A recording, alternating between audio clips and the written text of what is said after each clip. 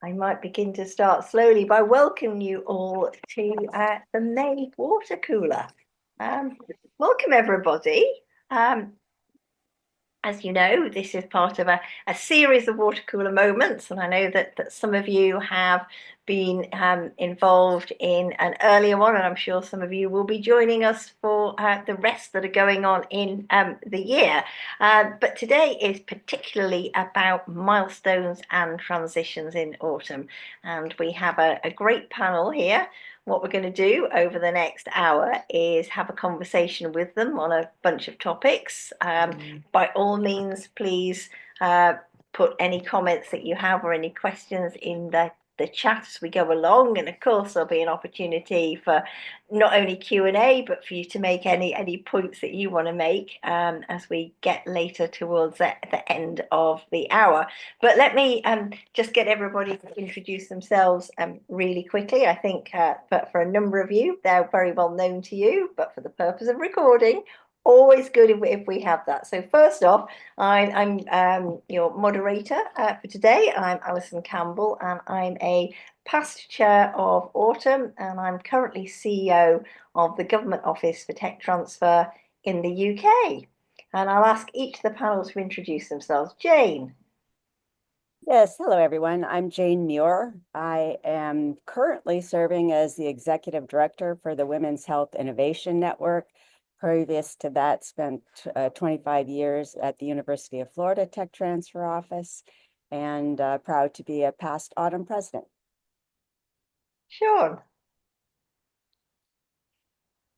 Thanks, Alison. Hi, I'm Sean Flanagan. I'm a past Autumn president from the days when it was the president, not the chair. One of the things we'll talk about today, I'm sure.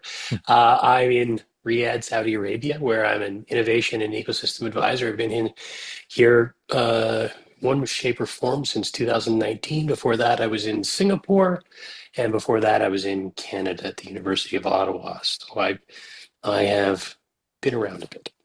Sean. Is that me? That is you, John. Yep. Oh, sorry. Good morning. I'm John Fraser. I'm here in Utah, 2/3 of the way across the United States.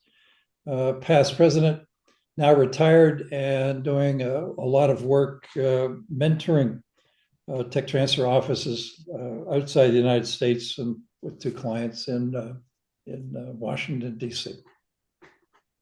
And Mark. Thanks, Allison. Hello, everyone. My name is Mark Crowell. I was president of Autumn in 2005, served on the board with John, and I'm currently a professor of the practice of innovation at UNC's Eshelman Innovation Institute within the School of Pharmacy here at UNC in Chapel Hill. My tech transfer background goes back to 1987, where I was director of tech transfer at Duke, followed by NC State, UNC, then Scripps and La Jolla, and then UVA, and then Cass in Saudi. So barely missed Sean, but great to be with you all and great to see him. I was just sitting here thinking, if you probably added up all of the years that the five of us had been in tech transfer in one form or another, Sure. it would be a scary number that we would come to. And actually, if we mapped the number of different organizations and different countries we'd worked in, that's also quite a big number as well. And I suspect that we are not alone as the panel. Many of you will also be in a similar position. So we've got many years of experience gathered at the water cooler this very day. So look, let's kick off, why don't we? And I mean, straight to you led us right in there, Sean, didn't you? You just said I was a past president when there was a president. I think I was probably the first chair. And what might be quite interesting is if you just touch on that sort of significant moment, really, which wasn't a single point in time, but the shift from having a board structure and a president through to an executive an executive board through to having more of a strategic board and appointing a CEO and indeed changing from president to chair. What caused that to happen? How long did it take? Tell us about it and why. Well, yeah, I mean, this was a period of time that I think was kind of kicking off around 2007, 2008, when there was a big canvassing of opinion from the membership as what they wanted Autumn to be. I think constantly pursuing the question of relevance to the membership, and how do we continue to evolve the organization. And if you think back, I mean, the 50th anniversary of the annual meeting, and you think the evolution of Autumn, going from a peer group to becoming something that was a volunteer-led organization that was then brought on board professional management through its affiliation with Sherwood, and then constantly looking to understand how it can be more responsive to the needs, a changing landscape for the profession, and the evolution of tech transfers becoming a profession as well. So we started a program during my time in the office of the president, where we consulting with the membership and externals to understand how we could shift the organization to a more corporately responsible organization, something that was more capable of delivering on the expectations of the membership, which was quite different back then. That's back in the day when we were having trouble dealing or responding to the challenges of industry members because they felt maligned or unwelcome at some of the events. And to be truly a membership based organization, we took a hard look at all of these things in order to move to the next phase, which I would suggest is the evolution to a more corporate organization, and something that was more in line with the way that our universities were evolving as well. So we shifted, we changed the focus, moved the structure of the positions, reducing the number of positions on the board, being leaner, being more functionally oriented as opposed to silos within which things were operating, and moved towards hiring the first CEO, which was, because circumstance, Vicky Louisi had been a longtime executive director, and she was moving on, and we decided to hire on the CEO. And what a great move that has been. I think that's really accelerated the maturity. I was going to say growth, but I think growth is a weighty word, but the maturity of the organization and how it operates. So yeah, all that took a few years because I came off as past president in 2015, and then I think you came on, and then it was evolving into the chair and the cabinet and the different roles that are there.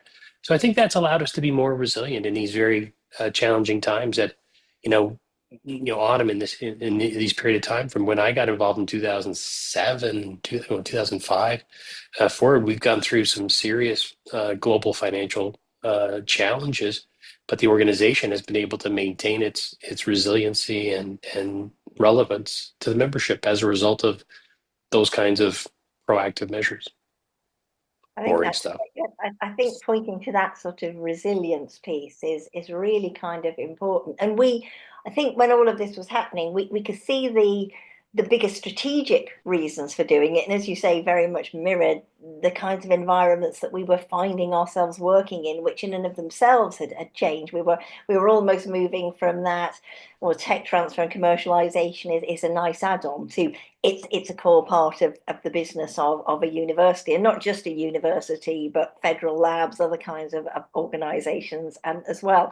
But as you rightly said, I think it really paid off during the times of challenge in ways in which we simply hadn't anticipated that having that continuity of executive really would, and allowing, from what I could see, allowing sort of like the board the time to focus on making those big scary kinds of decisions that needed to be made, and not some of the decisions that I certainly heard mentioned, which is we really need to move the board away from deciding what biscuits and snacks we need to have. Biscuits, very UK word. Cookies and snacks we need to have at meetings. Mark, that wasn't the only. I mean, there's been many significant and new things that we've done as Autumn, but one of them, and certainly during your time, was the creation of the Autumn Foundation. Tell us a bit about that, because that's also something that won't have just happened overnight, and was very thoughtful and very intentional. Yeah, and if I can, Allison, I'm going to back up even a little further from that and just note another piece of that transition. that maybe even predate some of what Sean mentioned, that I think is critical for the conversation and for the context. Yeah, so it was 2004, 04, 05 when the board was really wrestling with the fact that we were quickly becoming asked more and more to sort of articulate a strategic vision for the role of technology transfer in our institutions, in our regions, in our states, and in our countries. And so it really was moving, as Allison said, away from logistics of meetings and themes and speakers and cookies and biscuits and things of that type into something much more sort of professionally focused in terms of the organization and its role. And so that's the time that we decided we needed to hire an executive director. And initially, it was a little bit of a bump in the road along the way to that, but I think we corrected ably and effectively when that bump occurred. We were thinking about an executive director and thought, well, that person needs to look like one of us. And we interviewed a number of people who are like one of us, but it was like, well, wait a minute, how does this person's role differ from the members of the board, especially the president? And at that point, we thought what we really need is to be sure that the administrative function, the association is well managed. Let's get an executive director who really knows association management and can handle that end of the business for us and support the growth, freeing up the board, the president, but all members of the board, I think, to respond to these more strategic imperatives. And so that's when Vicky Luigi was hired, and I think set the stage. The growth that she and the boards during that era engendered set the stage for the transitions that Sean was alluding to in his answer. One of those transitions was the creation, sorry, Allison, I'm finally there, to the creation of the business plan and the proposal to create the Autumn Foundation. And I think, again, this was in recognition of the fact that Autumn was being asked to do a whole lot more than we'd ever been asked to do, and to partner in business development activities, to perhaps author and run courses, particularly in other countries, as other jurisdictions were forming their own technology transfer associations.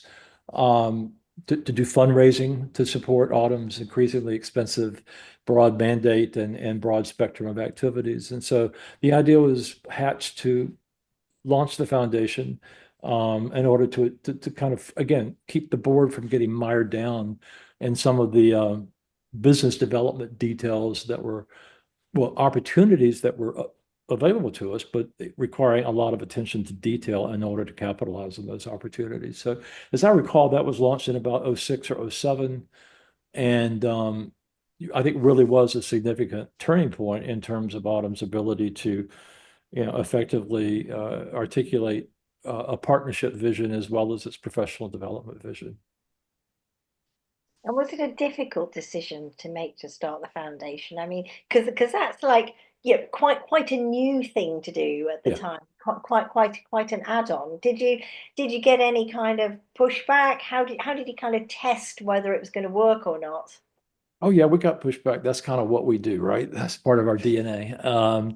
It wasn't, in my view, serious pushback. I think the board and the membership coalesced fairly quickly. I think the growing pains were really more after it was launched in the next couple of years, as defining what was the foundation's role vis-a-vis the board's role and the association management company's role. And so that was, I think, a predictable pattern of bumps that smoothed out fairly quickly, in my opinion, and really weren't serious obstacles, but it was just the kind of thing that change sometimes engenders. And in terms of the board of the foundation, because that's we just talked earlier about that sort of transition within Autumn itself into the kind of committee, board, cabinet structure, etc.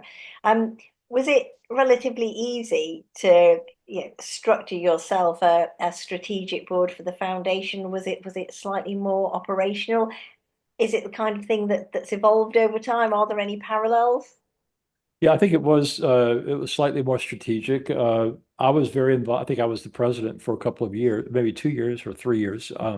I have not been involved with the foundation in the last 5 to 7 years, at least, if not longer. So I don't know how that interaction, how that dynamic would be defined today. But again, I think it really, these weren't serious problems. I think it was just a matter of how can we best leverage the fact that we've created this 501c3. It has its own board, its own kind of vision for how it's going to create new opportunities for the mothership for Autumn, and how can we be sure that we're optimally managing both organizations to grow the profession and to expand our partnerships and visibility in both in the U.S. and around the world. I think there was also another interesting point of, I don't want to say friction, but concern. When I was president, and even just before that, I think Autumn was really opening itself up to a commitment to global partnering in a much more aggressive way. I mean, I think the year I was president, I think my gift at the end of my term was a huge map that pinpointed every country I had visited, and it was most of the map. Yeah, and what we were starting to hear was, wait a minute, the US members are feeling like the board is focused entirely on the rest of the world and not the US. And that was important feedback for us. I think having the foundation in place to focus on our partnering, focus on educational offerings globally, to do some of the things that maybe Autumn through the Autumn board was doing was it was important to be able to articulate those two different areas of focus, both critical, both highly valued, but really it helped us to keep each of the two boards and the staff supporting those activities on track. Well, I'm going to come back to some of the sort of global impact pieces, but just picking up there from what Mark was talking about, raising visibility, etc. I think one of the other exciting things that happened, and very much during your tenure, Jane, was really focusing on that whole sort of outreach and marketing and explaining tech transfer as well. How did that come about? How did it go down? Yes, so I love telling the story that when I went to my very first Autumn meeting, I was amazed at all of the scientists and engineers and lawyers that were there, but there weren't a lot of marketing folks there. And I'll never forget one of the gentlemen that I was speaking with. He asked me what my background was. And when I said sales and marketing, he said, well, what are you doing at this meeting? And so I started talking to Pat Harsh-Weeks, and she said, yeah, we really need some more marketing people to get involved in Autumn. Why don't you create a course? And so what started as a 2-hour session at one of the meetings evolved eventually to a 2-day marketing course. And I was thrilled to be involved with that. But also, while I was president, one of the things that we did to help create awareness, because there were, as the world was evolving, there were more and more organizations getting involved in technology transfer. And because Autumn was never that great at marketing, a lot of people weren't aware that we even existed. And so we created a video that I'm pleased to say is still being used today on what is tech transfer. And a short video, but really explained in layperson's terms what we do and who we are. And one of the things we tried really hard to do was put people in that video so that they know that we existed, that we were part of the process, that things didn't just happen magically, go from the research lab to products and services in the market, right? And so I was very pleased to be a part of that. And I think the awareness that we got from that really helped to get us invited to the table a lot more than we had previously. And, going to something Mark said about, speaking opportunities around the world, I think everybody on this call today on the panel has gone to numerous countries talking about Autumn. And some of you, Sean, are still even working in other countries. But it really made a difference. And I was just so pleasantly surprised. Just last week, I got an email from Iceland, from my colleague there, who invited me to speak.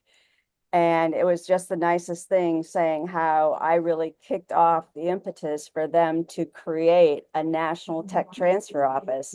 And he was telling me about all that they had achieved as a result. So very gratifying. And, marketing was certainly and continues to play a critical role in Autumn and its success.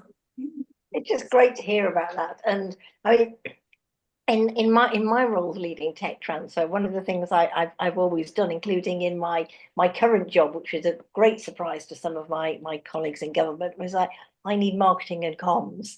None of this is going to work without those kinds of roles, and I think they're integral. And for me, what you're talking about there, it really describes quite nicely that evolution of the profession that we're in, and the fact that it is embracing a whole bunch of different professions, and them all needing to find a home with Autumn has been something that, in terms of Sean's description, I think, of that maturity of the organization, is something we've had to be very mindful of. Yeah, and in fact, when I first started, there were very few offices that had any marketing or communications people on staff. It was a very rare situation, and now there's very few offices that don't have access to marketing and communications because of the recognition of how important it is in our success. It does make a difference. I always think that one of the great markers of success is if people want to copy and adopt. And I know when I started my job in Ireland running the knowledge transfer system there, which a few of you will remember, but I actually said to my comms person, I said, look at that there video that Autumn has. We need one of those, but we need to make it Irish. And we did, and it was a really nice animation of what is, in our words, what is knowledge transfer. And I had a great thing this week where we've just published some really detailed guidance on spinning out companies and commercialization, particularly in a government public sector perspective.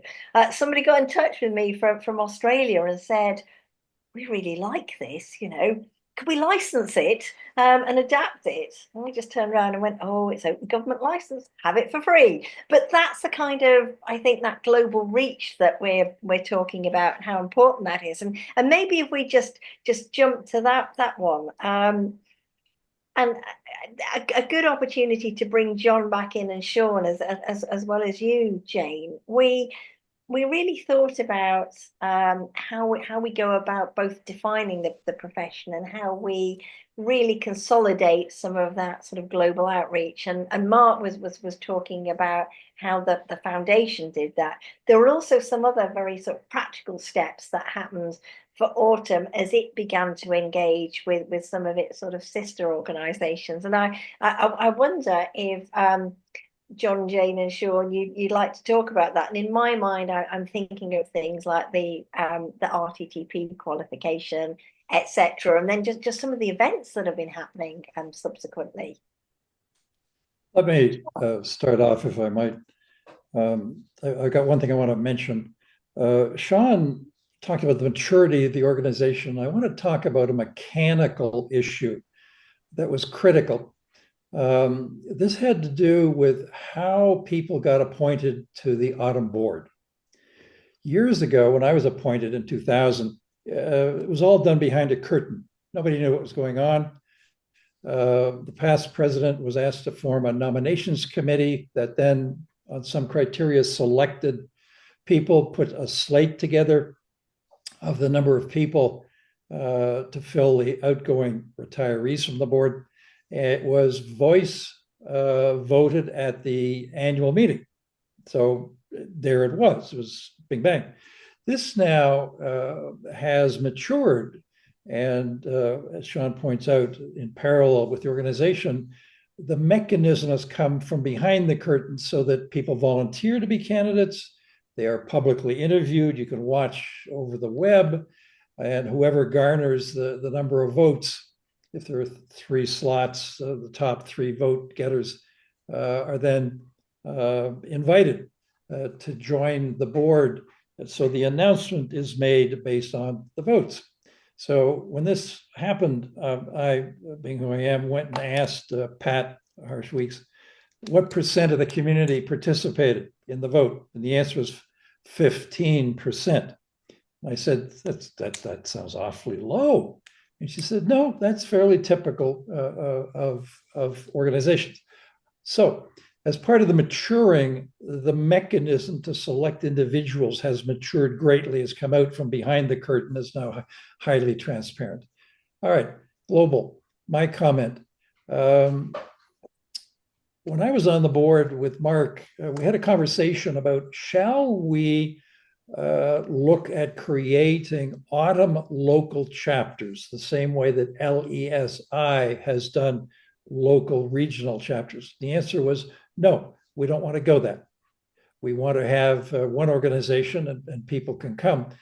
This evolved into autumn in a very high profile way, hosting international meetings once a year, once every 2 years.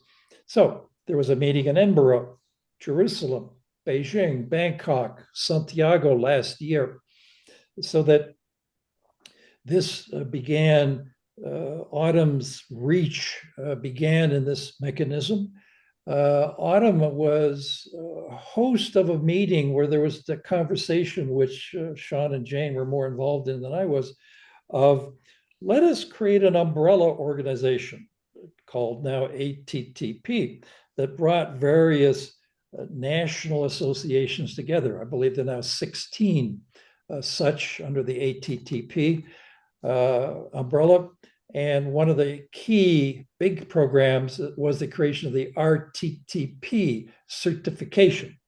In America, the CLP was a sit-down open book examination, pass-fail. The RTTP was much more experiential. Show us in writing that from whatever courses you took, whatever experience you had, how you solved a very intractable tech transfer problem, and therefore demonstrated that not only did you have the experience, that you've been able to use it to move your organization forward. So I think that too is part of the maturing. So I'll turn it back to you, Allison, to ask Sean and Jane to take it further. Jane. Well, so John, I'd just like to qualify for some people what all of those acronyms stand for. Fair enough. So ATTP is the Alliance of Technology Transfer Professionals, and it's made up of organizations like Autumn from around the world. Initially, I think we started with 6 or 7 of us, and it's thrilling to see how much that has grown. And the RTTP that John refers to is the Registered Technology Transfer Professional credential that was created.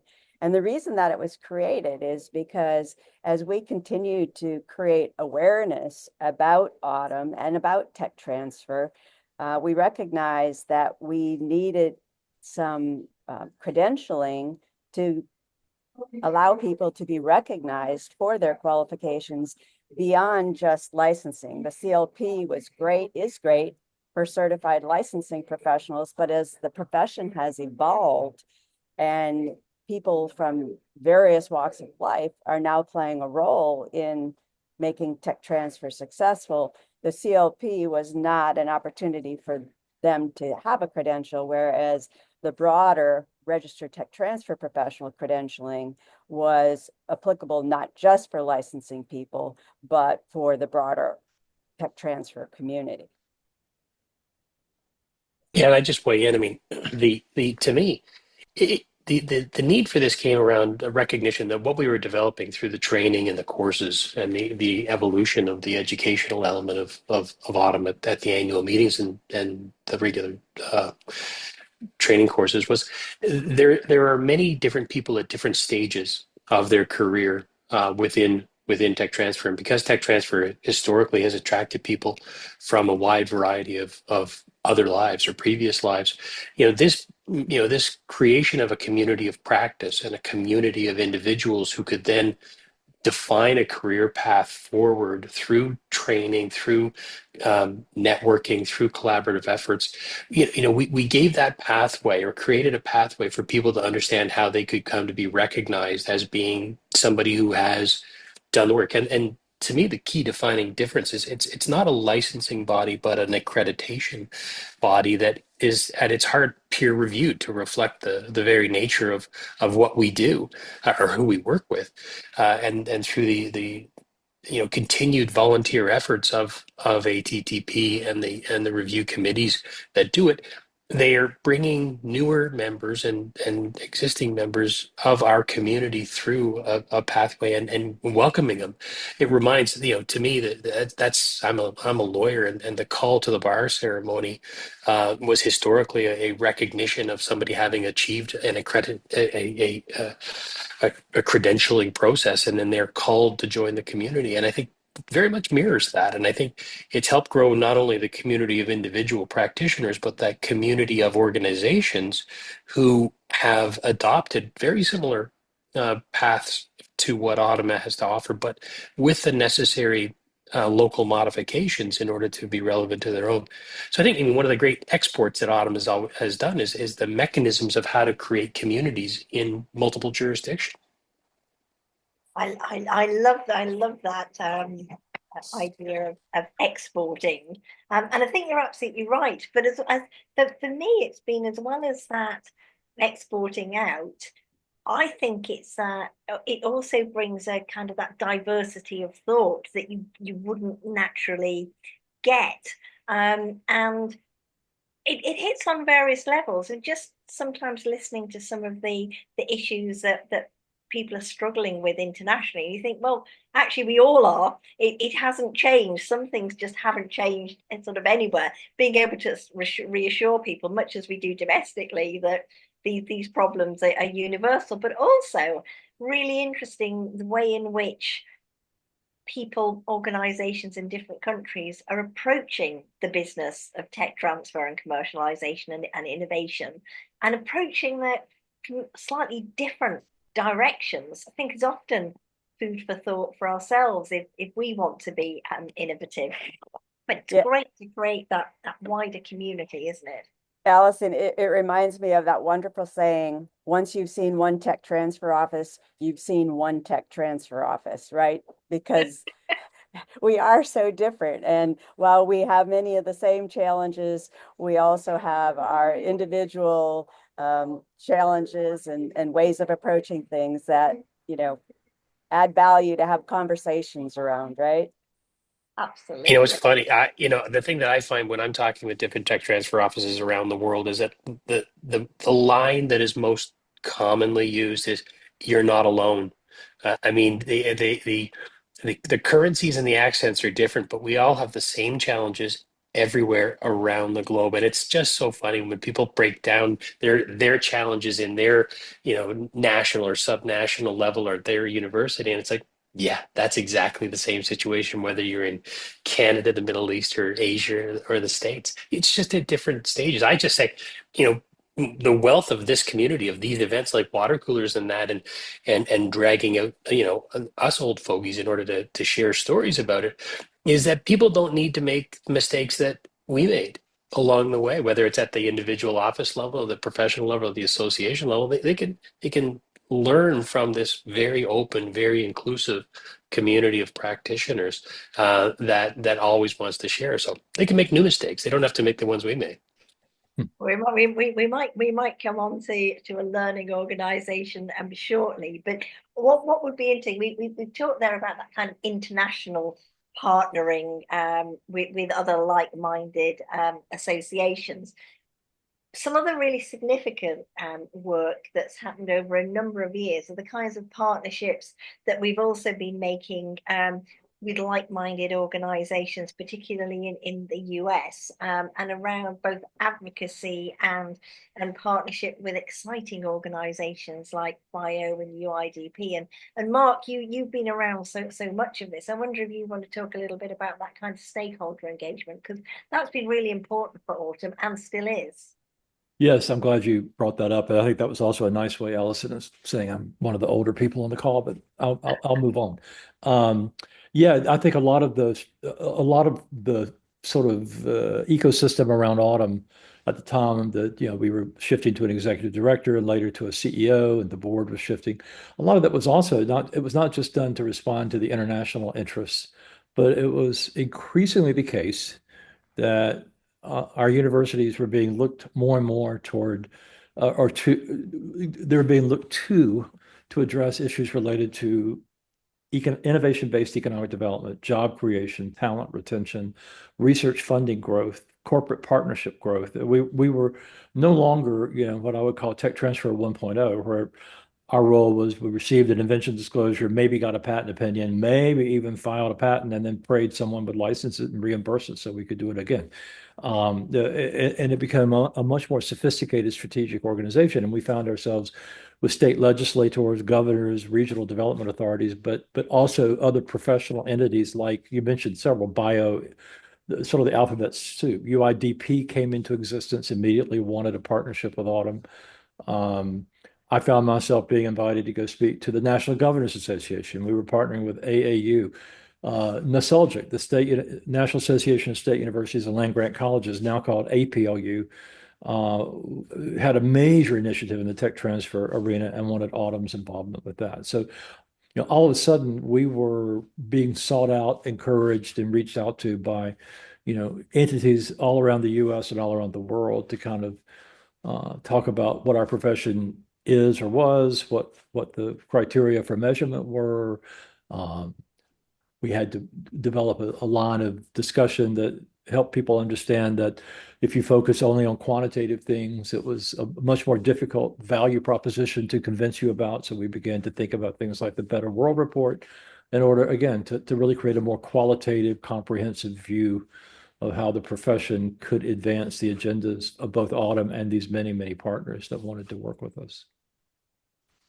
Did you, I mean, maybe this is a question not just to you, Mark, but to others. But in terms of these various stakeholder groups, the professional groups that existed and were arising in these kinds of spaces, was there ever any stage where there was a sense that we might actually be bumping up against each other in a non-productive manner that had to be ironed out, or was it always that there's been clear water around different kinds of organizations and associations?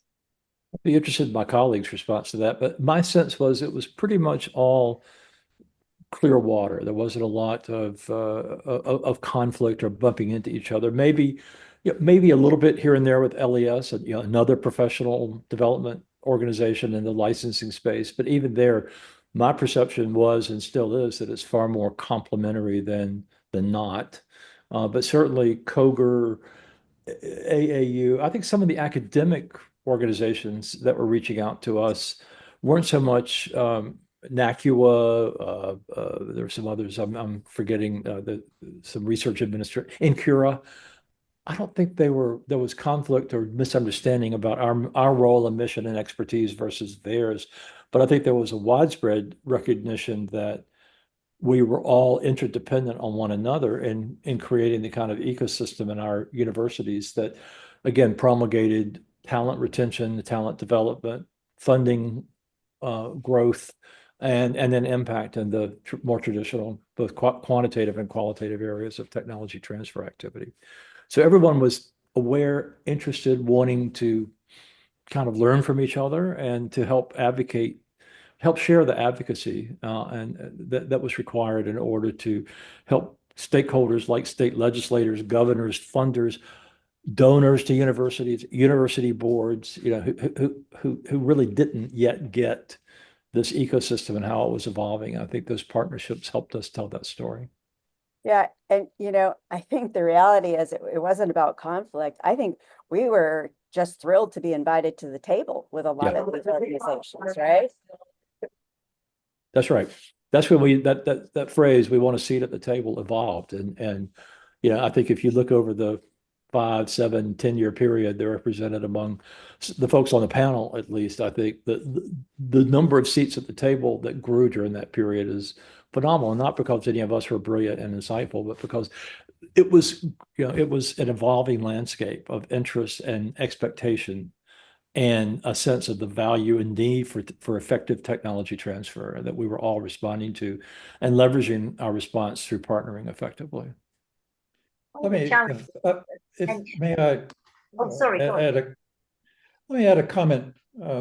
This is a non-US perspective. I was invited down to KCA in Australia in 2008 as Autumn president and was taken out to a rather boozy dinner where the chair of KCA leaned over and said, until maybe 5 years ago, in order to find out how to do tech transfer, you had to go to the autumn annual meeting. And he said, that's no longer the case. Many countries have decided that they want to figure out and learn from how it's done in America, but adapt it and customize it to our own countries. What's happened? People in the United Kingdom in about 2004 and 5 decided that rather than license outside their industrial base, which at the time was somewhat modest, decided to focus on doing spin-off companies and keep the economic development inside the country. Okay, that was one mechanism. Through Mark recommendation, I did work in Serbia, where I learned at the University of Novi Sad that their tech transfer mechanism wasn't like ours, but if there was an industrial contract, the researcher immediately formed a little startup company, hired their graduate students, and that startup then looked for other opportunities. And in Novi Sad, there were 2 companies that had grown to 200 employees based on that mechanism. So I think what's happened is that Autumn led the charge.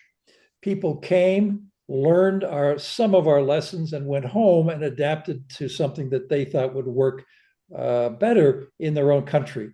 And then to continue the conversation, ATTP was put into place to encourage a much more formal mechanism of sharing of what worked and what didn't work in particular circumstances. Allison? Absolutely. Just sort of thinking, back to the point about how many acronyms that we have, but so many different kinds of groupings and so many different kinds of stakeholder groupings. And I think in part my question to Mark was driven by, as the world becomes, our world becomes more mature. I really like that word. I think we'll hold on to the maturity as a golden thread. Certainly reflects some of us on the panel, me. But sort of thinking about that sort of, that whole golden thread through it also becomes more complicated, because as Mark was saying, there's a whole bunch of different organizations, and while we get a seat at the table, it can also be harder for individuals to navigate their way through where do we need to engage, and when and how. And for me, that kind of hits to 2 things. And one of the things that we often spoke about during my tenure on the board was the fact that because it had become quite complicated, there was a limited amount of budget to be spent on joining, becoming a member of an association. So which one would our current membership and our future membership pick, and which ones did they need to, and was that going to kind of, it's enriching, but would it dilute as well? So that was, I think, one of the things that we thought about. And also, very much making sure that particularly the educational offerings that we were having actually complemented, and it was about trying to kind of rise up and look really across the whole to make sure that there was that complementarity, and also things were easy for people to navigate, which I think goes back to all the points about overall marketing and communication and making it easier. But ultimately, what drives people into an organization, isn't it, is that kind of sense of where do they feel they belong. And that sort of sense of belonging is really important. And at the core of it, it's something that we as a panel we're chatting about prior to this, and came up in the last water cooler, was it's all about people and their sense of belonging to an organization. And it seems to me that hasn't gone away over the years. That really is something that has carried through.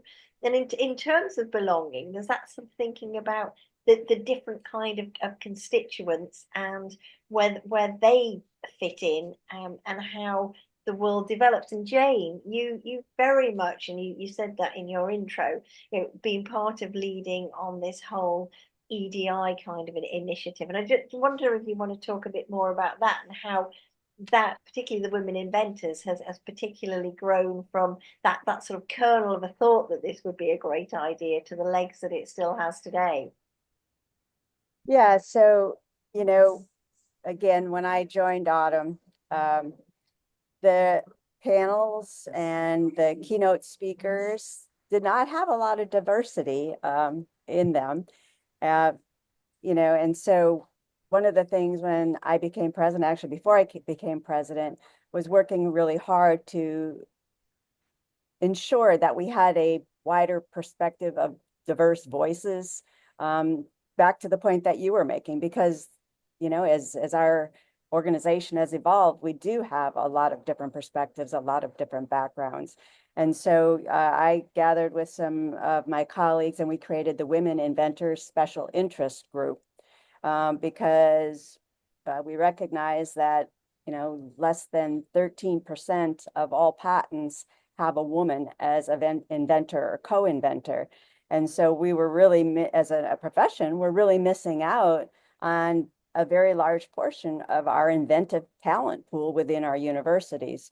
So we were working to try to figure out how can we as a profession, since tech transfer people are really at that pivotal point of helping people in our universities and institutions to engage, how can we empower tech transfer professionals to engage the broader population? And from the Women Inventors Special Interest Group, that has evolved over the years to be, again, more inclusive and broader. And Autumn formed the Diversity, Equity, and Inclusion Committee.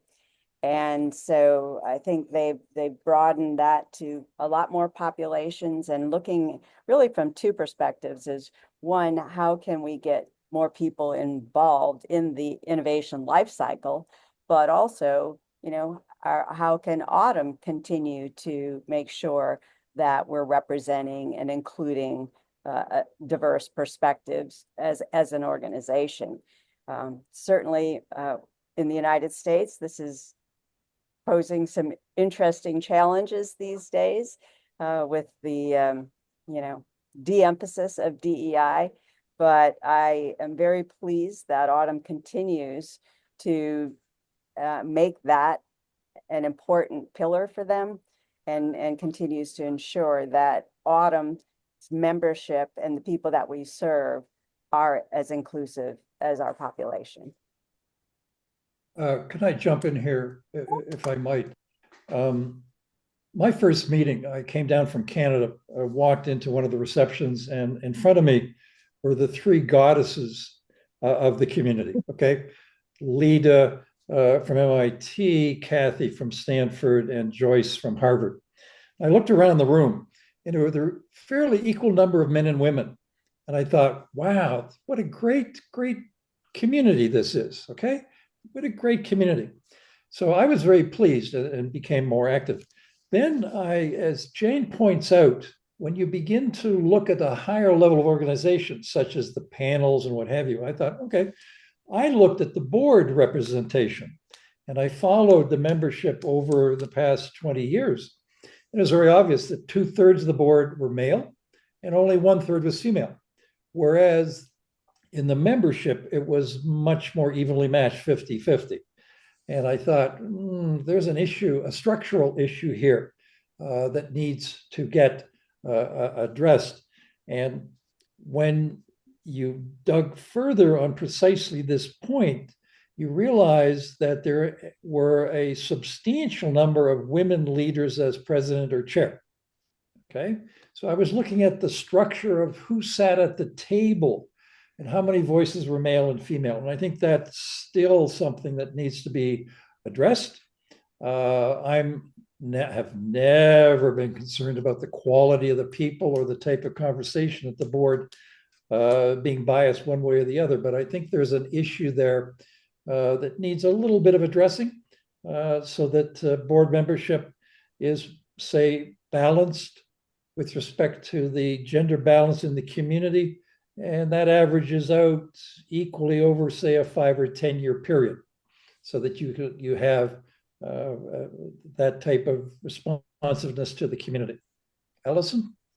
I think that's a really good point. I would say that one of the things that I felt really pleased about during the time I was lucky enough to observe how the board was developing was we not only had a reasonably good balance of male and female, but also the overall diversity in all of its manifestations was really beginning to show itself across the board, and that really was very, very pleasing. And I think the other thing when we sort of think about boards, and gosh, we all deal with them in our daily life, is that importance of having that kind of diversity of thought. And that's really important to get a really interactive board, but a board that's having robust debate and making the right decisions. And that sort of brings me on to, I guess, that one of the final things that is worth talking about, and I'd like to bring Sean in here, which is, the point that Sean made about, learning from good practice, learning as an organization. And I think, not all change necessarily goes smoothly. And we've talked here today about all the great things that have happened, and they all sound smooth and relatively organic, although having had, taken a fair bit of time. But one of them that was going on, certainly during my time on the board, and many of you will remember this, was when we were thinking about should Autumn be rebranded. And that came from a really, really good place. And the place that it came from was thinking about, gosh, we've really evolved. So looking back historically to when the organization was Super and then became Autumn, it was now the Association for University Technology Management. And much as we've covered today, actually that the constituency was much broader than universities, much broader than simple technology management. And also, really, we had people from industry in there. We had people from government. We had people from a whole variety of different professions, and the kinds of activities had very much moved on from that sort of pure play licensing. So I think the question rose is, how do we really communicate and demonstrate the breadth that we have, and how do we demonstrate that to our community so that they can feel engaged and loved? I think what was really very interesting when we sort of thought about that was, we tried something new. We sort of, we had some focus groups. We thought really hard in the board about, would this be the right kind of thing to do? And it was hard. It was really, really hard to call. And we went out and tested it with the membership, and the answer was no, don't do it. And Sean, I mean, you weren't. I don't think you weren't on the board at the time. I think you'd recently come off. Yeah, look at you with your few. But you've got sort of some views on that as a learning for an organisation. And I thought that'd be a nice way that we could maybe close out this session. I love that old adage that no good plan survives first contact with the enemy, or the customer. The challenge here is, the boards and the committees and the constituents who participate in these activities. Every annual meeting, when the new board comes on, it's a group of people who are enthusiastic. They're passionate about their work. They love the community that they're part of. They stand for election under that transparent process that John was talking about, and they want to be part of a great initiative around what they're really proud of. And I think the reaction to the rebranding exercise was a reflection of just how core the notion of the organization was to so many people. It wasn't that it was a bad idea. It wasn't that it wasn't the right move at the right time and necessary to move to the next phase of the maturation of the organization. But I think it just reflects on how important Autumn is to its members. You don't get passion if there is no interest. You don't get that kind of response from people unless they're saying, I don't want to change it because it's not my Autumn anymore, not that kind of thing. And I think it takes the right kind of organization, the right kind of leadership, the right kind of introspection amongst the boards to make those hard decisions for the organization. I think it's positioned us in a much better place. I think again, speaking from the international perspective, I don't have to explain what the acronym stands for anymore, but I can talk about what the objectives of the organization are and what it can do. But I think it's kind of the culmination of the mature thinking that comes along with an organization that goes from people carving out a little bit of their time to share with their colleagues and to make new friends, to getting to a point where people count on us. And we have to have that corporate resiliency. We have to have that corporate capacity and the corporate memory. And a lot of that comes with the brand. And now so many great things are branded as Autumn. So many great educational resources that are deployed around the world are Autumn branded. And they can be deployed in government offices. They can be deployed in hospitals. They can be deployed in so many different places. So you're absolutely right. That's what you can get to, because if it had just been us sitting around talking about the number of chocolate chips in the muffins at breakfast, we never would have had, the chutzpah to make that kind of change. So I think it's, that just goes to show, and who knows what the next 4 or 5, 10 years are going to hold for the organization, because we can guarantee one thing is that the world's going to change. And we need to be ready for that. And one of the other great things that came out of that exercise is we got some really, really cool logos and graphics that just look brilliant, and a fabby new website. Sean, you've landed us in a very nice place at the end of our hour. I did say there'd be time for Q&A and invited people to put stuff in the chat. We haven't had anything. We have got only 3 minutes left, so I've been a really rubbish chair for the meeting today, because we don't really have time for any Q&A. But I hope that those of you who joined us around the water cooler have enjoyed some of the reminiscences about the pivotal points, and hearing from each of our perspectives how some of the decisions were made, and those decisions that still stay with us, or in some cases haunt us. But seriously, Autumn is in a great place. It's really exciting. It is about the people and the membership, and it's been lovely to meet with you today, this morning, this afternoon, or in some cases this evening. So thank you all very much for your time with us. That's what makes it worthwhile. And a really big thank you to the panel today for all of your insights, chit chat, dialogue, and good humour. Jane, Sean, John, Mark, thank you all very much. It's been lovely to see you and speak with you. Take care, everybody. Bye-bye. Thank you. Bye. Thanks, everybody. Enjoyed it. Thanks, Allison. Good job, Have a great Allison. day.